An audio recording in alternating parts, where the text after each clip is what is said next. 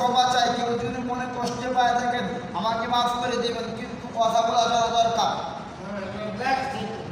আপনারা অনেকে কুরবানি দিবেন 4 বার, 5 বার, 6 বার, 7 বার, 7 বার পর্যন্ত দেখা যাচ্ছে কুরবানির মধ্যে কোনো সমস্যা নাই।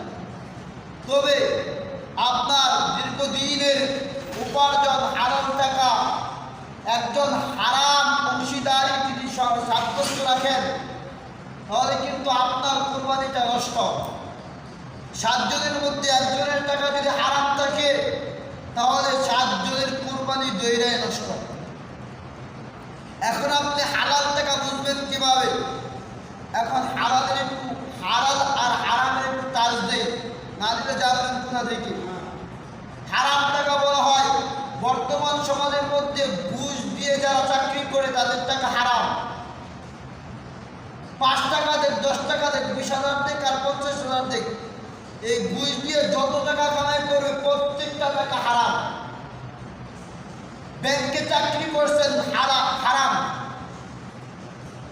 আপনি মনে করেন যে মানুষের সুদ দিচ্ছেন, সুদ দিয়ে টাকা আনছেন, আপনি টাকা আনছেন সুদ দিয়ে 50,000-এর মধ্যে মাত্র 5,000, আর 50,000 আপনি অন্য থেকে কামাই করছেন, অন্য বিভিন্নভাবে কামাই করছেন। তারপরেও এই 5,000 টাকা 50,000 না, 50 কোটি টাকার সাথে যদি 5,000 টাকা হারাম থাকে তাহলে আপনার পুরো টাকা হারাম ধরা হবে।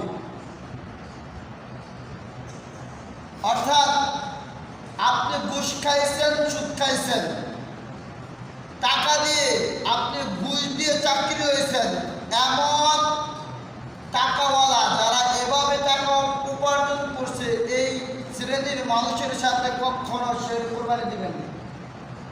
দিলে কি হবে? আপনি পরিশ্রম করে সারাদিন রোদের মধ্যে, মেঘের মধ্যে, বৃষ্টির মধ্যে ভিজে কৃষিকাজ করে টাকা উপার্জন করছেন, হালাল টাকা, এর মধ্যে কোনো সন্দেহ নাই। আরেকজন হারাম